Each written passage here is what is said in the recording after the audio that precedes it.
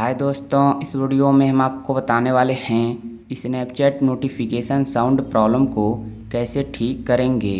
तो देखिए, फ़ोन के सेटिंग्स में जाना है और अब नीचे आएंगे तो यहाँ पर नोटिफिकेशन एंड स्टेटस बार का ऑप्शन मिलेगा या फिर नोटिफिकेशन का ऑप्शन मिलेगा।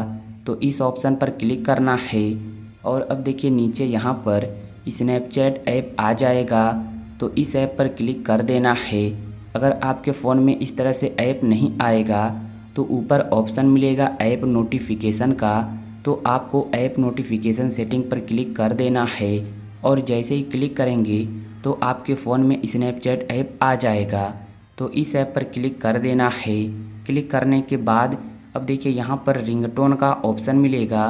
इस ऑप्शन को यहाँ से चालू कर देना है।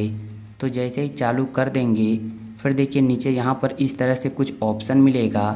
तो इनमें से किसी भी ऑप्शन पर क्लिक कर देना है।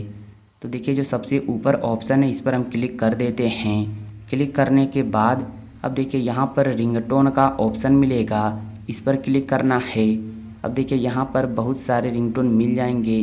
तो जो रिंगटोन आपको सेट करना रहेगा उस पर आप क्लिक कर सकते हैं। देखिए जो आपको पसंद आए उस पर क्लिक करके सेव कर देना। फिर आ जाना है बैक।